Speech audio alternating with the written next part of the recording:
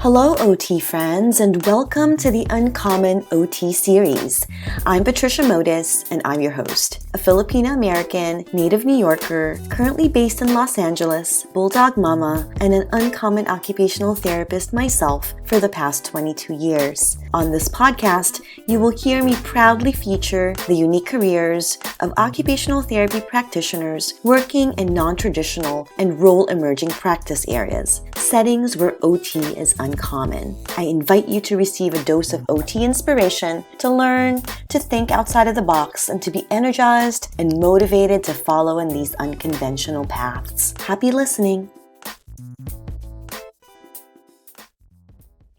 Hi, everyone, and welcome back to the Uncommon OT series.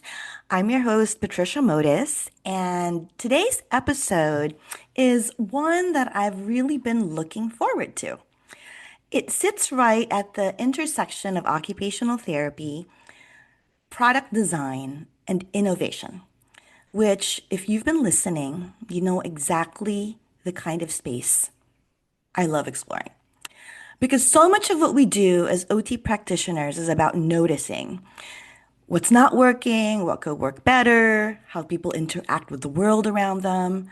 And what's interesting is that's exactly where and what design sort of focuses on too.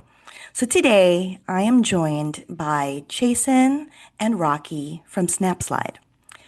Rocky is the inventor behind the product, and Chason brings the lens of how it gets positioned, shared, and brought into the world. So we're also going to be collaborating together at the AOTA Inspire conference in Anaheim, where I'll be stepping into a bit of an uncommon OT role, working alongside them to help bridge clinical insight with product storytelling, is how I look at it. So this conversation is really about what happens when those two worlds come together. So, hi, gentlemen. Welcome to the podcast. How you doing, Patricia? Hey, Patricia, how are you? I'm Appreciate you well, having us. thank you. Thank you so much. I appreciate you joining us and would love for you to get us started by, introducing yourselves, maybe a little bit about your role at SnapSlide too. Sounds good. Well, I guess I'll kick it off, Chason. I'm Rocky Batzel. I'm the inventor and CEO of SnapSlide, and I'm very much looking forward to talking with you and having a good fun time talking about design.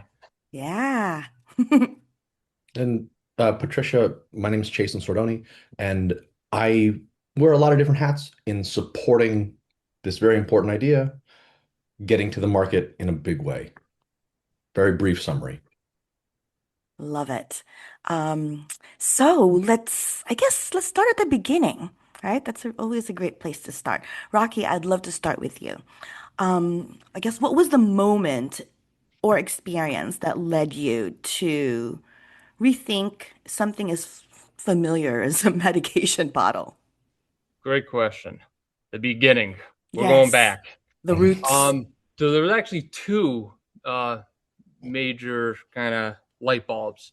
The first, I left medical school as a medical student. My heart wasn't in it anymore. I wanted to do something different. So I left medical school and kind of went down the wild and crazy road of entrepreneurialism and inventorship. So as I was tinkering, trying to figure out my way, my mother came over one day and was like, Rock, if you want to think of something for these pill bottles. Graham can't get into them. I have to go over once, twice a week, open the pill bottles for her, and then leave the cap unengaged, just on top of it. So what Mm-hmm. happens? Graham bumps him over, knocks it, pills go all over the place, or the grandkids come over and she gets paranoid, so she puts them all on, and the whole process starts all over again. I'm like, Mom, that's interesting. So I started looking. I'm big into research. Before I jump into anything, I have to research the heck out of it.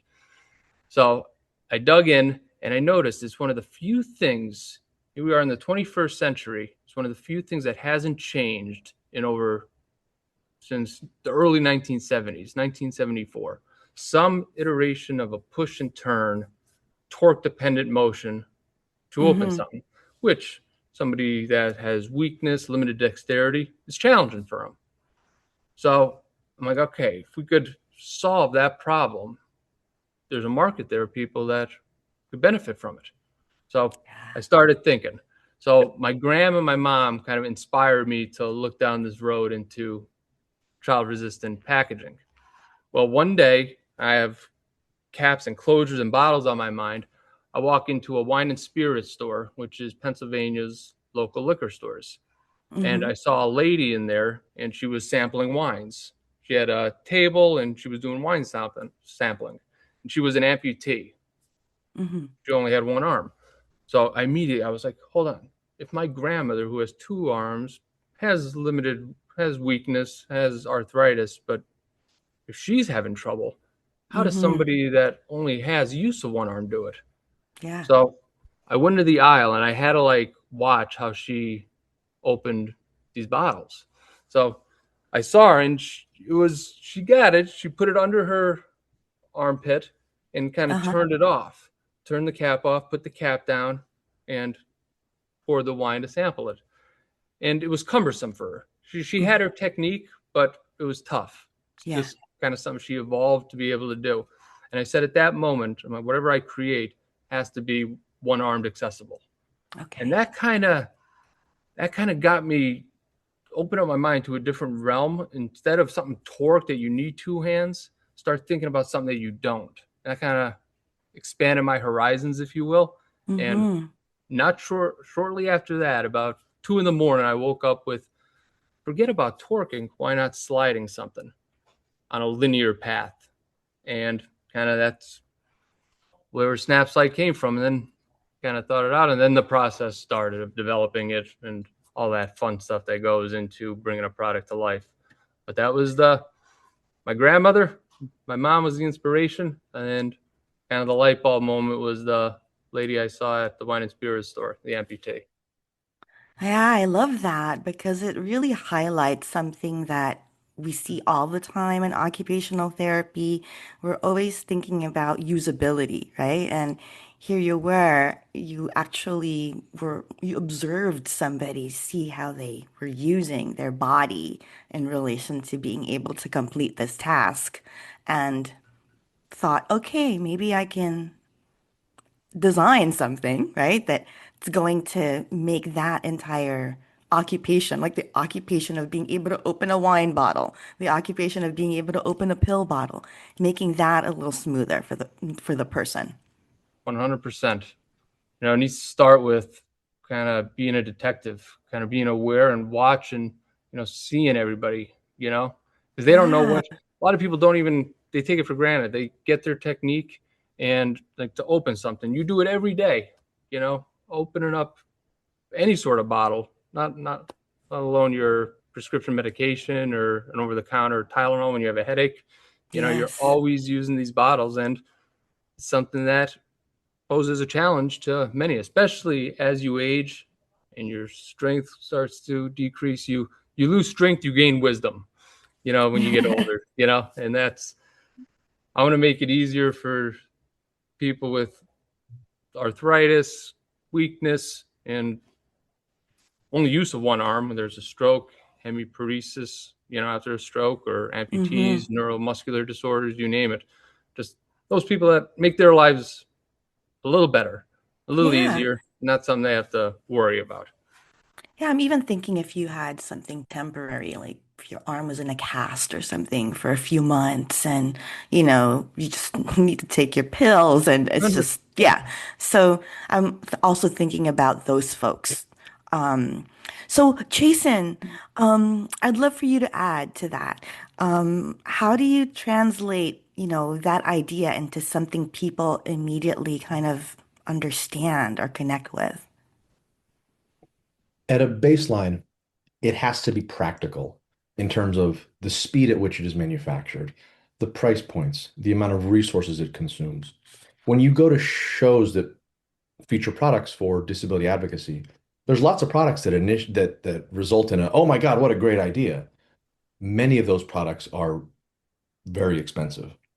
So for SnapSlide, equal to the value of what it does for people, we've pledged to have a practicality in terms of the economics, the resources, etc. So it actually makes it into the market. So it is not just a good idea that's on the shelf. So with that and the human benefit being kind of the guiding rails, then you look at the landscape of how these bottles are being made, who they're going to, and it's not easy or fast, but you can find the different kind of like nodes along the way.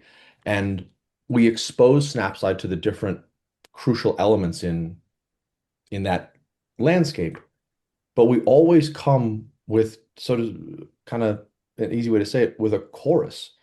Rocky and I are two voices, but from our very significant following on social media to videos of people saying, I have to have this.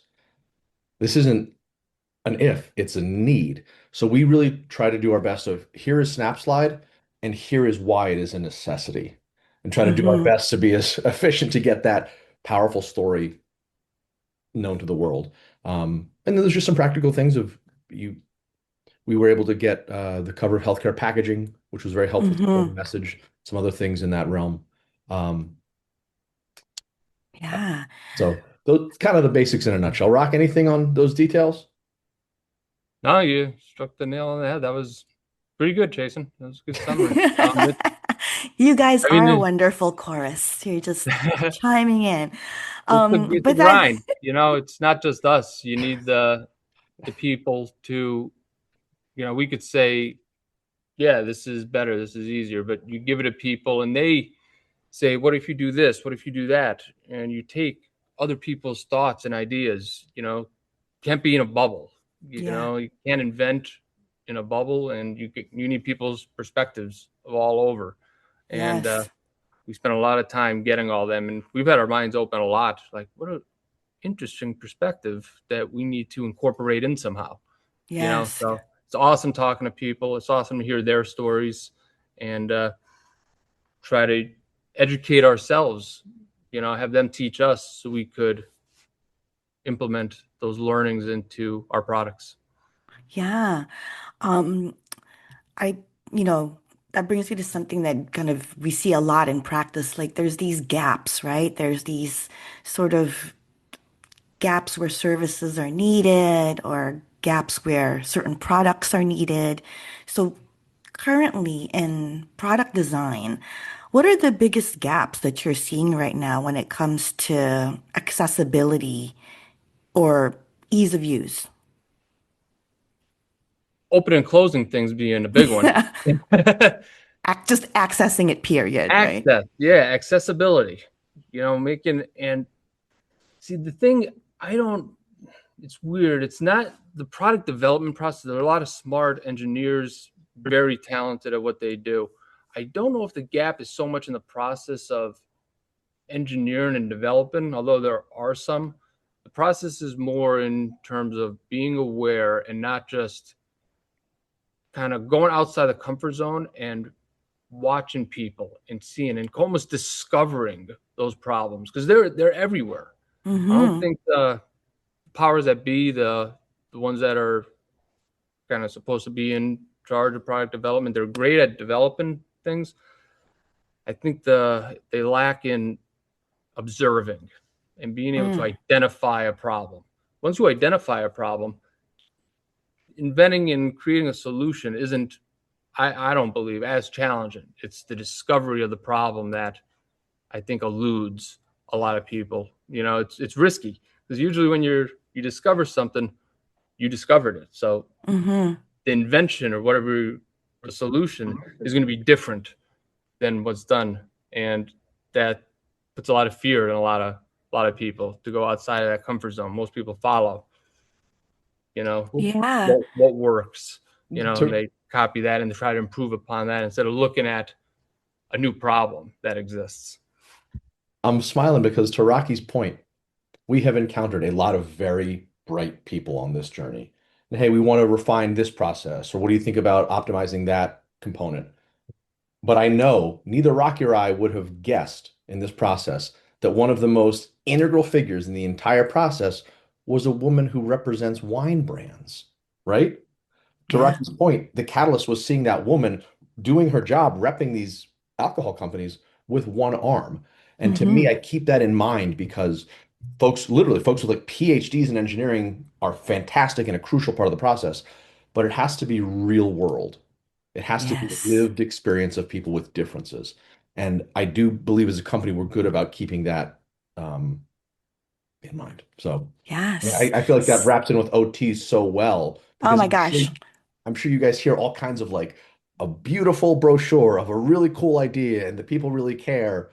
But the OTs, I feel like are the best indicator of what's actually happening and happening with pattern.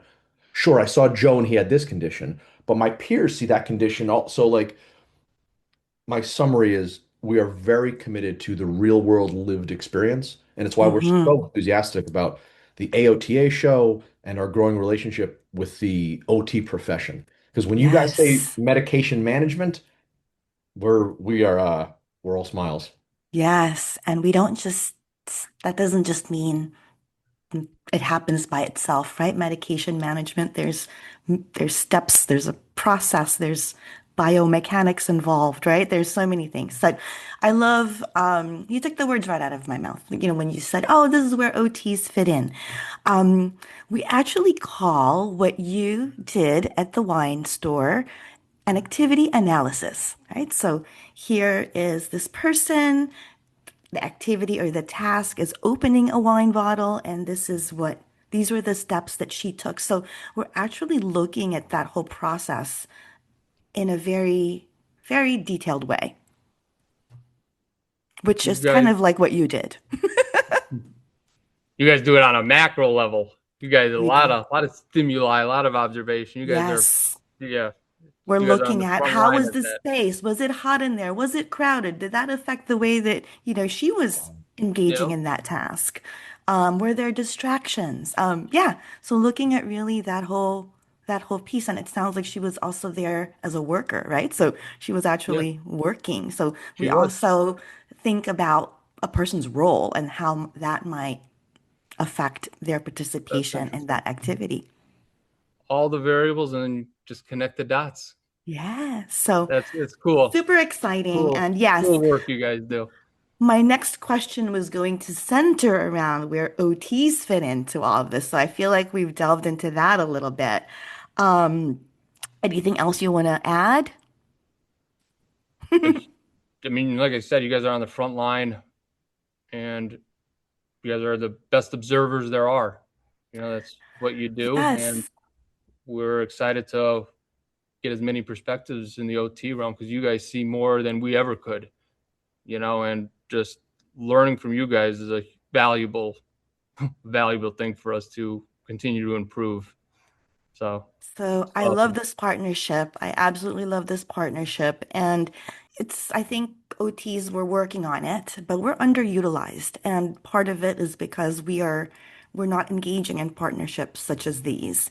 So that was one of my motivators for inviting you on too, was to really kind of showcase how we can collaborate, with a company like yours, from my capacity, but even further, right? Even, more than just having you on as a podcast guest and helping promote your product, but actually maybe having your product in their spaces and being able to utilize it there. Love it. I'm excited. I'm excited to work. Like I said, you guys, the education you could bring to the table, and I think it's a partnership that it's a perfect match, perfect synergy Yes. in terms of what we all do because we're all have the same goal. We do different Yeah. things, but the goal remains the same. Helping Yes. people in tasks of daily living.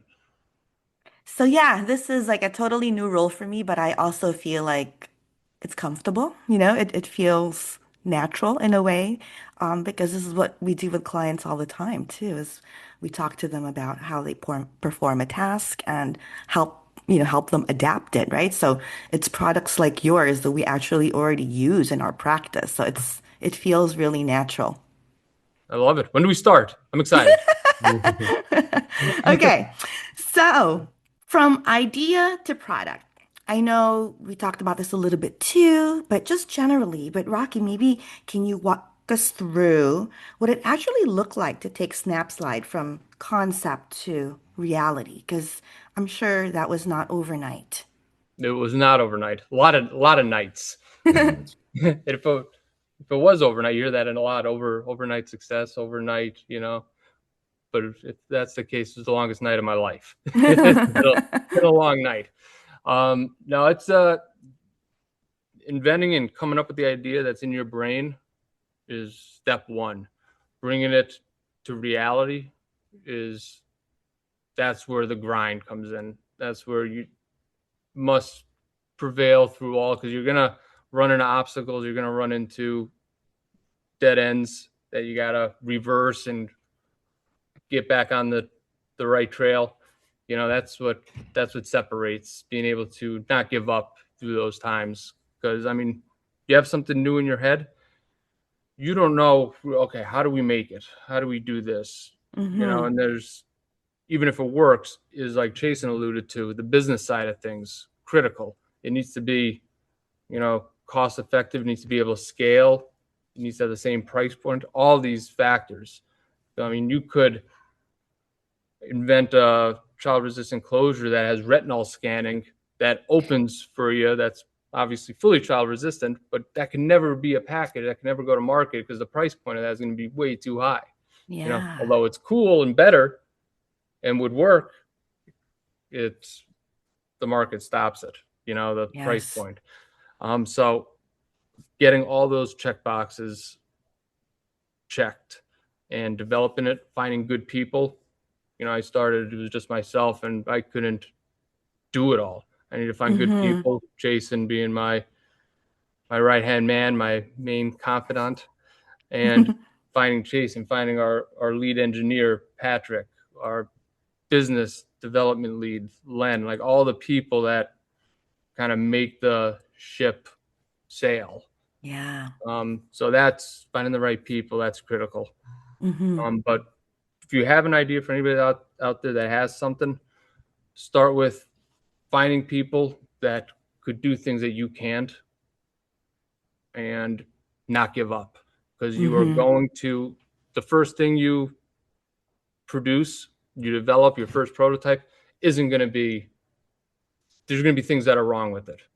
It's, I'm not going to say it's impossible, but it's very unlikely to get it right on the first shot. I know I Yeah. didn't. I don't have that type of luck. So I did it, but I learned from it. I'm like, okay, there are positives within it. My first prototype, it worked. It snaps. It could be molded. A lot of people told me it can never be done. It can't be molded. So I kind of, you prove naysayers wrong every step of the way until you keep on persevering until you have it. And Mm-hmm. it's a grind. You gotta trust yourself and trust what you have, and keep on going and never give up. That's that's the key. But it is a grind. It is tough. Well, Chasen, how important is storytelling when it comes to, building and launching a product? Because now it's here and then now you present it to the world.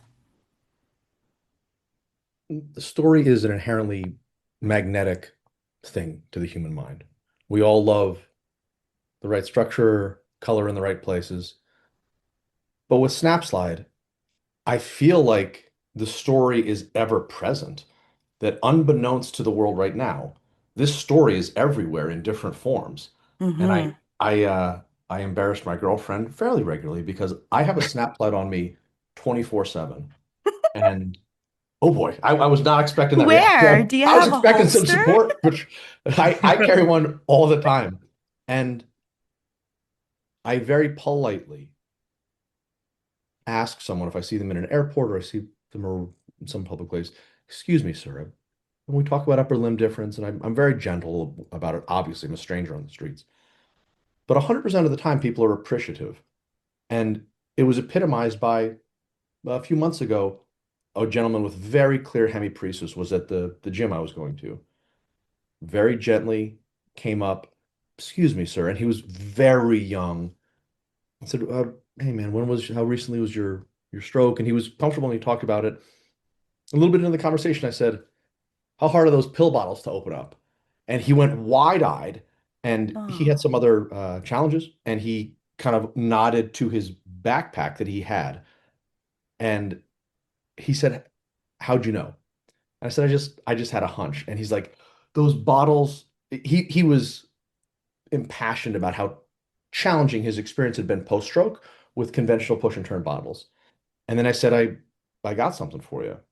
And I gave it to him, showed him how to do it.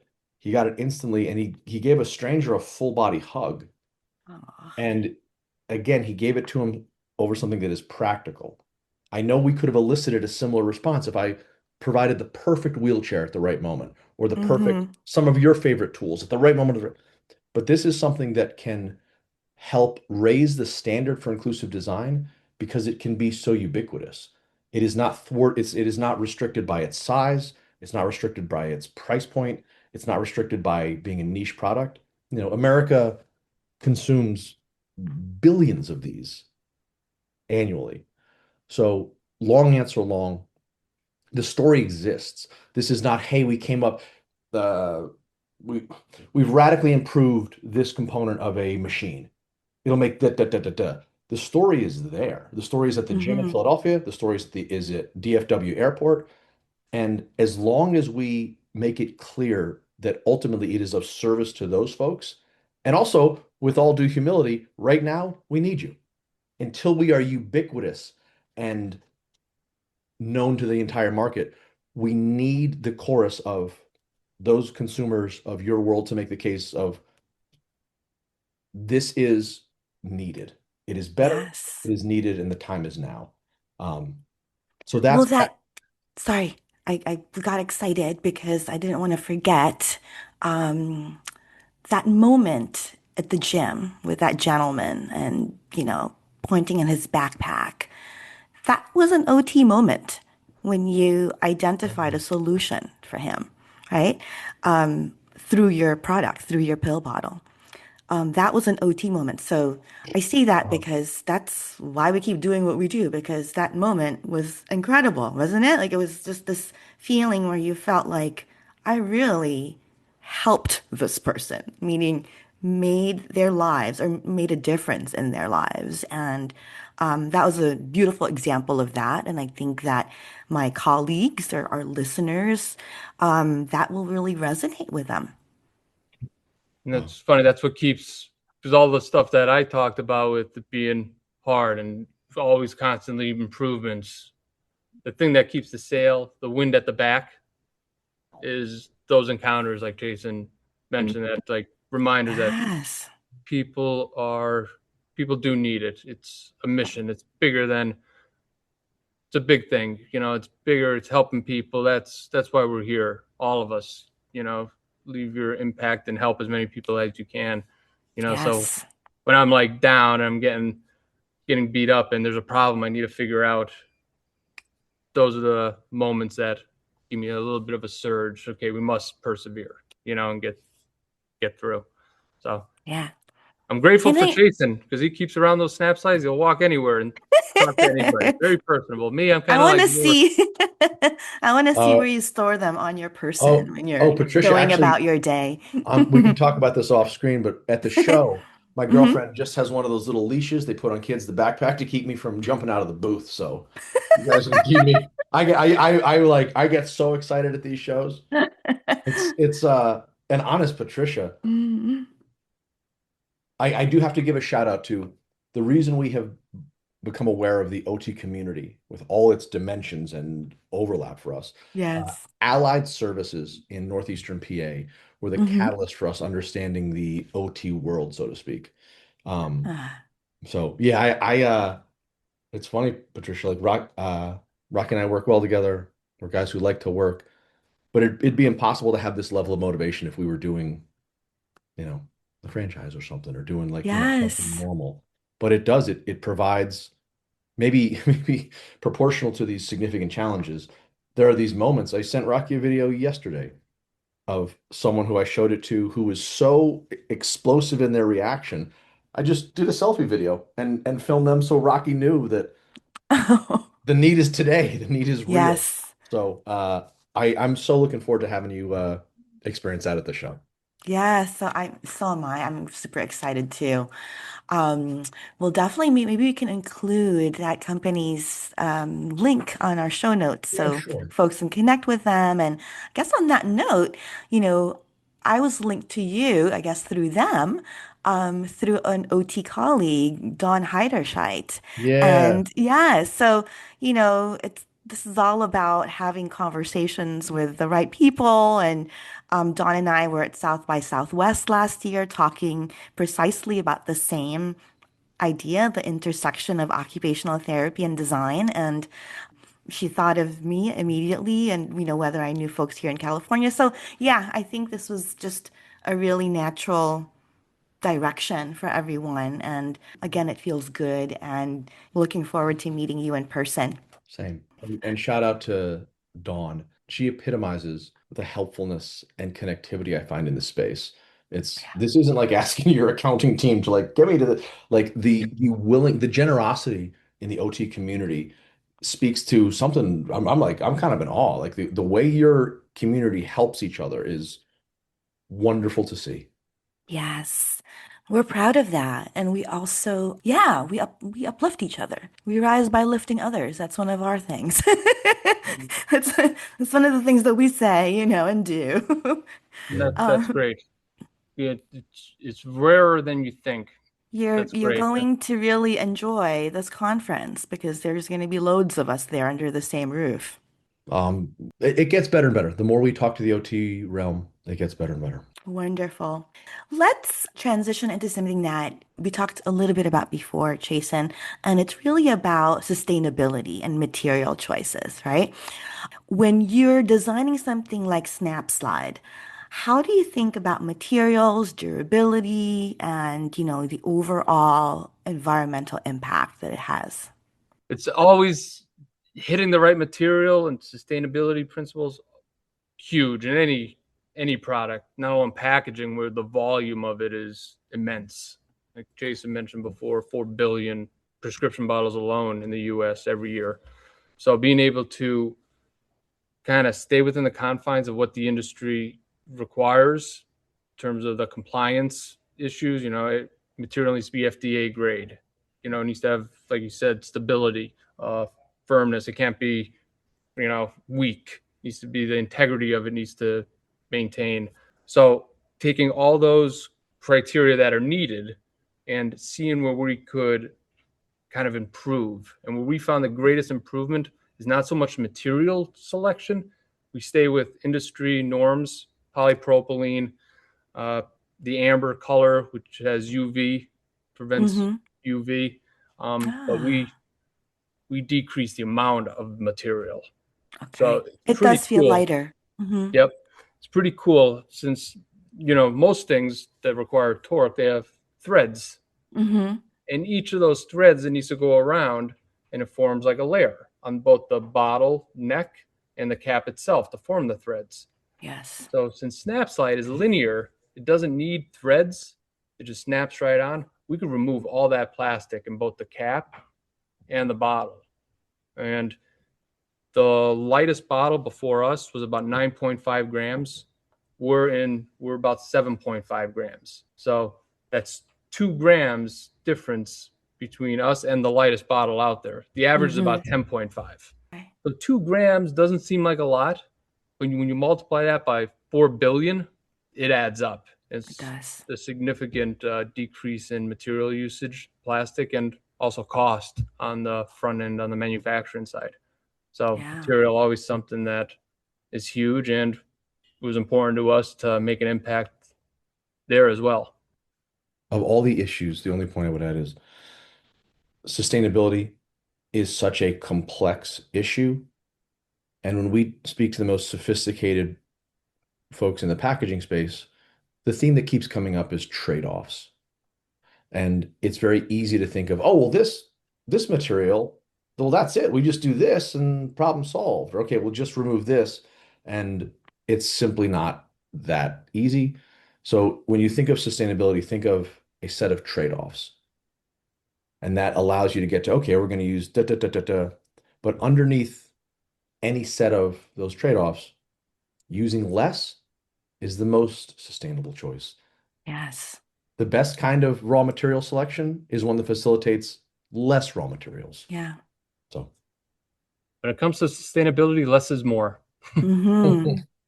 So where do you both see the future of product design going, especially as it relates to accessibility, healthcare, and everyday usability? Just zooming out a little bit. I'm very hopeful that SnapSlide is emblematic of what can happen, where something that is better, built from a place of compassion and practical, is amplified with social media and other tools to necessitate a change. Hmm. And on our social media, we highlight regularly products that you never thought of as disability advocacy products. Those OXO kitchen products that Hmm. everybody Yes. loves, right? A perfect example. So I think, like to Rocky's point about understanding the problem and awareness, and your phrase of activity analysis, Hmm. I think it is using the social media and other communication tools to amplify those products that make the world life-changing for some and better for everyone else. My favorite example is a wheelchair ramp. Truly life-changing for millions of people. And Hmm. for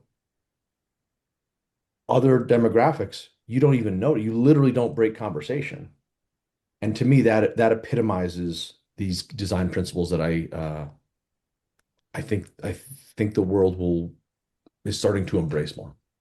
Yes. So these conversations with OTs that you'll be having, or more OTs in the near future, will be really important. I think there's going to be mutual learning. And yeah, this has been just such a great conversation, you guys. And honestly, one that I hope, again, expands how people are thinking about what's possible within OT, within the design space, and how we can both collaborate, right? So if you're an OT listening, you already have the ability to observe, really to adapt, like Rocky mentioned, and really what we do is we problem solve real life situations, or we try to help come up with solutions for those problems. And those skills really translate beyond traditional roles. So that's really what this is about, like stepping into spaces like design, innovation, collaboration in ways that we haven't always, seen ourselves in those roles before. So if you're going to the AOTA conference in Anaheim in April 23rd, 24th, and 25th, you will find SnapSlide and I in person. And we will be located at booth number 217. 217. And So, I had to get clarity on this. The 23rd is the day we will be setting up the booth, and the hall yes. will be open to traffic on the 24th and the 25th. And I realize I know on the 23rd there's some other unrelated or different events for OTs, but the 24th and the 25th uh, is the day we welcome everybody to come by 217. Amazing. So yes, thanks for that clarification. The first day is usually setup, etc., and folks are, registering and all of that stuff. But if you are going to be at the conference, come say hello, test out the medication bottle for yourself, take a selfie with us. Yes, please.